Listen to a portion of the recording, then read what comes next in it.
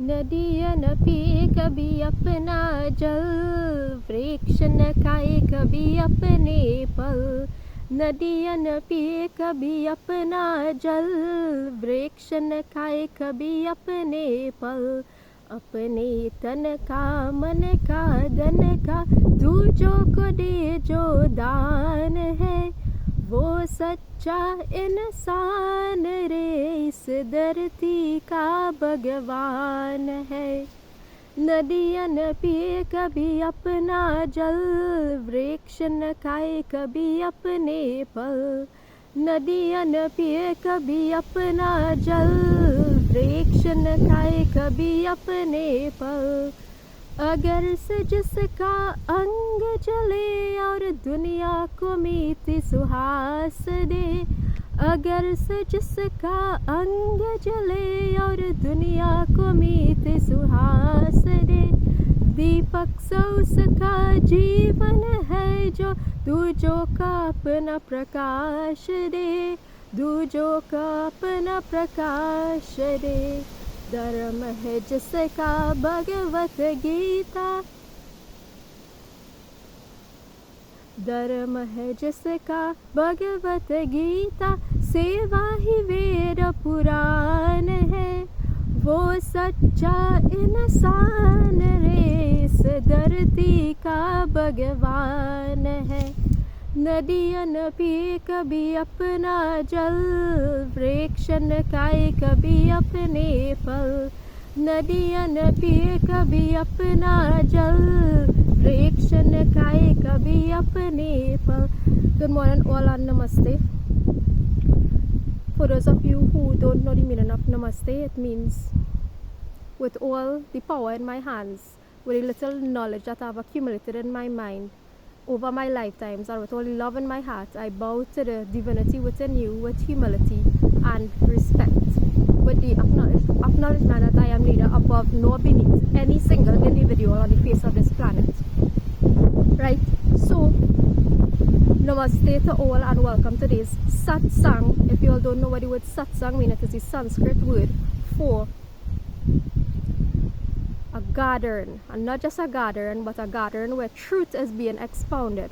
A gathering where truth is being expounded. Now, I might be alone here, but this is in fact a gathering because all of you are looking at my videos right now, and whilst you might be in separate locations, it is a virtual gathering, and so this is indeed and in fact a satsang where truth is being expounded, right?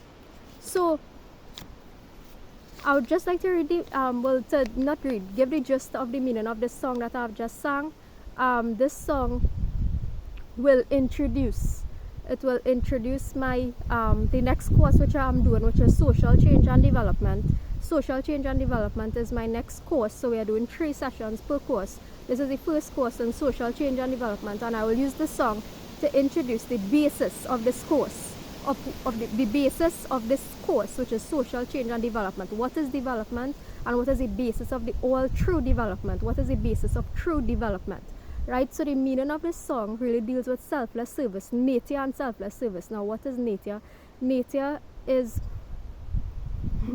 the force, the evolutionary force which propels us. Nature is all around us, right? Nature is that which is existing in right now, right? Nature, natural law is inherent in nature. Natural law is inherent in nature, right? So once you like nature, once you like to go out in nature, once you like nature itself and or think you respect nature, then the appropriate thing that you should be doing is aligning with natural law, right? It only makes sense, right? It only makes sense that you align with natural law if you like nature, right? And that is why I'm here, and that is why I am teaching natural law, right? Because I do like nature and I do respect nature, right? So, the meaning of this song really deals with selfless service, right? So this song, the gist of it says that rivers and streams do not give, rivers and streams do not consume or drink of their own water. Rivers and streams do not drink of their own water. Rather, they give water. They give water to us, right? Rivers and streams give water to us, right? They exist to serve us. They don't drink their own water, right? Have anybody ever seen a river drinking its own water? No, the water just courses through, and it exists for our purpose, right? For our purpose, for the purpose of other human beings, other living creatures, right? Similarly, the song goes on to say that trees do not consume or eat their own fruit, right? Trees do not consume of or eat their own fruit, right? If you all notice, a tree, when it's laden with fruit, it actually bows, it lowers its branches. When it's full of fruit, right, it lowers its branches so that we can partake of its fruit, right? So that we can partake of the fruit of the trees, right? Similarly, as we advance in knowledge and learning and so on, we should be humble with it and bow our branches, right? So that others could partake of our fruit, so that others could partake of our fruit, right? Freely so, right? This is the essence of this song, right? The essence of this song is based on selfless service. Selfless service, as in nature of this song, that's the meaning, the actual translation of this song. You all could look it up, right? So the song also goes on to say that one should have a contentment of mind, right? Whether one exists in a mansion, whether you live in a little hut, right? You should have a contentment of mind, right? A contentment of mind. Today, you realize it's the people who live in the big mansions who really don't have the peace of mind, right? Those who live in the huge mansions don't have the peace of mind, whereas the people who live simply and live peacefully, live comfortably, are the ones who are actually and genuinely happy inside, right? So, goes to say that the material things of the world, like I always say, you hear all kind of thing about these billionaires committing suicide, is that money is important to exist in the current situation, because that is how the system is set up right now. But it doesn't need to be that way, right? It does not need to be that way, right? The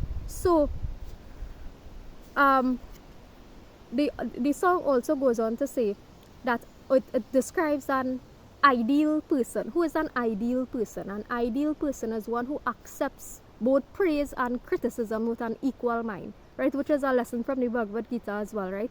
Accept both praise and criticism equally, right?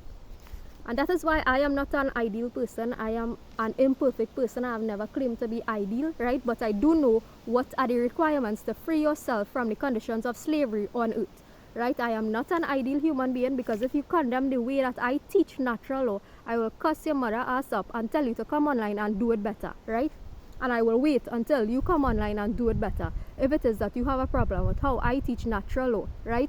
If you criticize how I teach natural law, I dare you, I challenge you, I encourage you, I implore you actually to come online and show me how I should be doing it. Because that is what we need, more people to come online and teach natural law, right? So people being like, the other day somebody tell me, I talking as though I in a bar because of how I cussing and carrying on, right? Well, hear what? You come online and teach me how to talk. You come online and teach me how to teach natural law, right? And by extension, you will be teaching the world, right? You come online and don't curse at all. Speak in your nice, well-spoken, well-articulated language, and come online and teach me how to teach natural law. I would love that. In fact, that is what we are looking for. People to come online and teach natural law, because the true teachers of natural law, we are just real fed up with the dumbness of society, and that's why we use so much of bar language in our videos, because these things have been this is not new knowledge. This is knowledge that has been existing from time immemorial. It is Sanatan Dharma. It is eternal righteousness, right? It is eternal righteousness, and it has been existing from time immemorial, and to date, history has been repeating itself over and over and over and over. Different forms of slavery has been reinventing itself, right? Because humanity has not learned the lessons that we are supposed to learn, so that we can evolve and help others to evolve as well, right?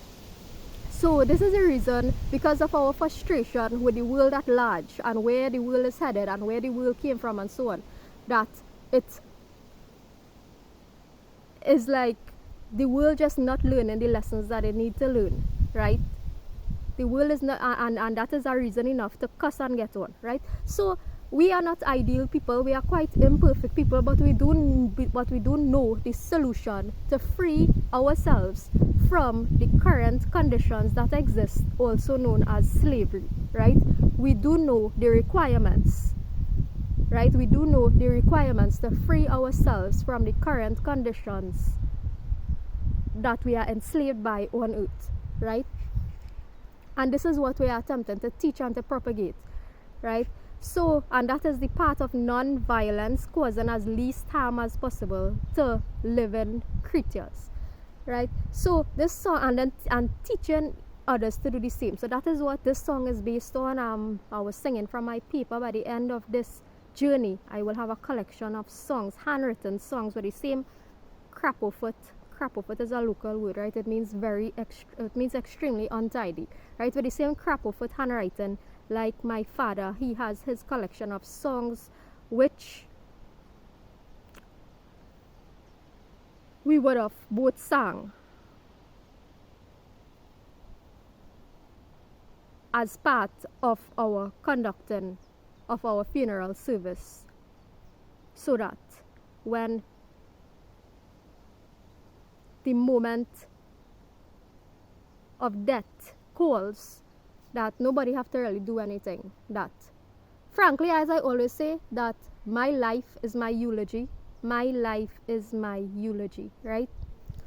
So by the time I'm dead, my funeral would have already been conducted. By the time I am dead, my funeral would have already been conducted, and there's no need to waste any resources, financially or otherwise, for anybody to come and do anything, or for anybody to come and be like, oh, and lie to the world and be like, oh, she was a good girl, she was the best thing ever, right? There's no need for anybody to come and tell these lies like people usually do when people dead. Wait for them to dead to then express all the love and care they have for them in the world. That's why I live with no regrets. How I treat you at the time, how I feel about you at the time is exactly how I feel inside, and that's just it. That's just it, right? So no regrets. Live life without regrets, right? So when you die, you will go with a clean slate, and when other people die, you will go. It's when people die, people be like, oh gosh, I should have been treated. I should have treated he better. I should have treated she better. Well, treat them better while you have the chance, right? Treat them better whilst you have the chance, right? If you so want to, right? So that you will live without regrets, right? Instead of waiting for them to dead and placing all the roses and all the carnations in their box. Right, placing all the roses, garlands, and carnation flowers in their box when they can no longer appreciate it and no longer have any use for it, right? So that's that. So the basis of this song is selfless service, which is the basis of soul development. What is development? Development, as we will discuss in the future video, right? The development is not material skyscrapers and so on. True development is soul or spiritual development. True development is soul development. And how do we develop the soul? We develop the soul through selfless service. It is the basis of. Selfless service is the basis of, right, any kind of development, right? And people need to understand this if we were to truly move forward as a society. That true development is hinged upon and rests upon. True development is hinged upon soul development, right? And that's why I'm introducing social change and development, because the only true change that can happen is true change in ourselves and through evolving our soul. That is true sociology. That is true social change and development, right? It is the only way that we can propel. Aligning with spiritual law and teaching spiritual law is the only way that we can propel our society to move forward in a positive spiritual direction, right? In a positive spiritual direction, right? Causing as least harm, as least bloodshed as we possibly can, right? As least sacrificing humans and sacrificing animals, right?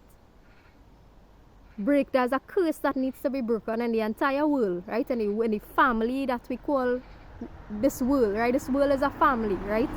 The entire world is one family, right? And these are curses that need to be broken in the entire world, right? Sacrificing human beings, right? Wars and so on, or even these cult secret societies who like to sacrifice young females, who like to sacrifice young males, who like to sacrifice, right? Sacrifice people for whatever cult blood worship that you are worshiping, right? And same way in all these Islam and so on, where every year it have a festival dedicated to slaughtering a mass amount of cows, right? In the in the name of charity, right? You all really have to be dunce, right? You all have to be dunce to be following the bullshit in our bullshit religion. This does not apply to Islam alone. It applies to Hinduism too, where in India and certain there are cultural festivals in which animals are served, meat is served for religious / cultural festivals and so on. I don't know, right?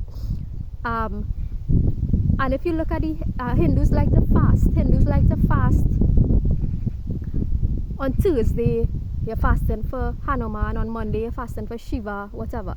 If you look at a Hindu calendar, every single day is actually a religious observance. Why you do fast every day, right? Why do fast every day, right? In other words, become a vegetarian, which is what Hindu philosophy deals with anyhow. Sanatan Dharma, right, is the real name for Hinduism, right? Sanatan Dharma is hinged upon the principle of non-violence. Sanatan Dharma is hinged upon the principle of non-violence. So why you do observe all the observances in your Hindu calendar and fast every day and turn yourself into, if you this big Hindu go in temple every week, right? Look at your Hindu calendar, watch all the religious observances, because every day is actually a religious observance, right? And fast every day, right? Fast from meat every day, right? And that way you will be a true Hindu, right? If you want to play Hindu and go and do arti and go Sunday service every day, right? Do it in the right way then, right? So, yeah. So all religions use bullshit justification to justify why they, and I personally witnessed in Shakti worship. That's one of the aspect of Hinduism, which came from South India, right? Shakti worship. Now, Shakti worship, there's the different types of sacrifices. In some temple, they do it sada, which is using the part of non-violence. They use coconuts to do their worship and so on, and so be it, right?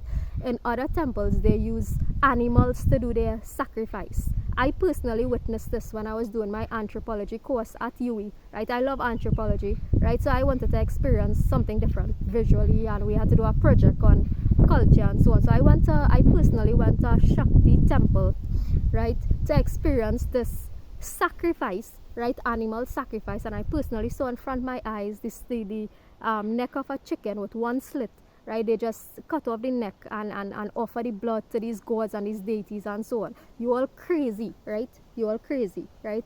That's all I have to say about that, and you all could do whatever. If there's any Shakti people watching this video right now, you all could go and try to take my photo and put it on an altar and do whatever you want to do with it. It is not going to work. It is not going to work, because I am actually aligned with the natural law of the universe. And once you are aligned with the natural law of the universe, you have a protection that is beyond all these whatever simidimi that you all do, right?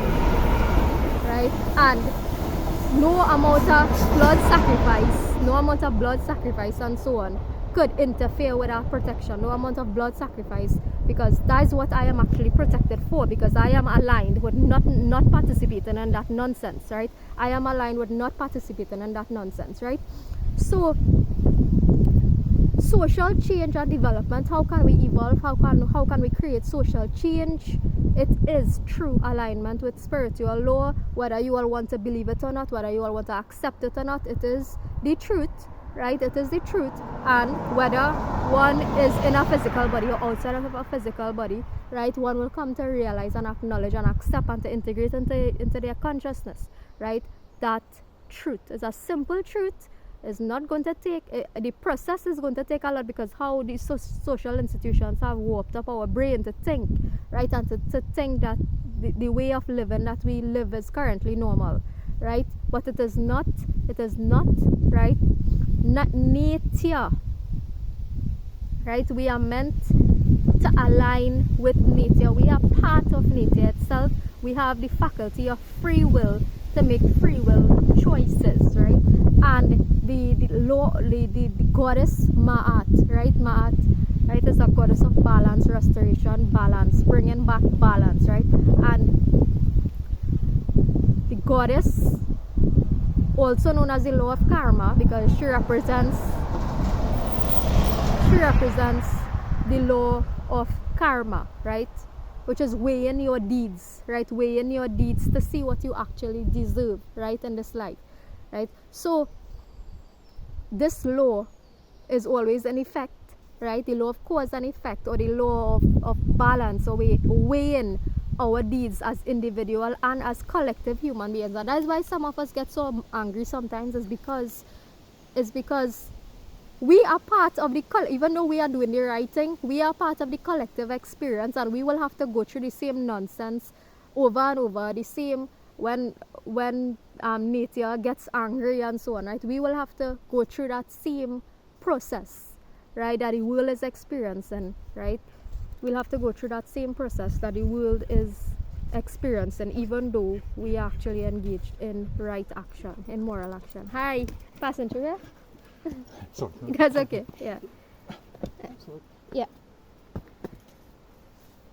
Yeah, we'll have to go through the same process like the rest of the world when the world is going through all the madness, right? So that's why it sometimes angers us. So this is not an apology for the anger or anything, because we are, as I said, we are supposed to get angry for the right reasons, right? So anyhow, folks, enjoy your day, and we will pick up with this course next day with the second part 2 of social change and development.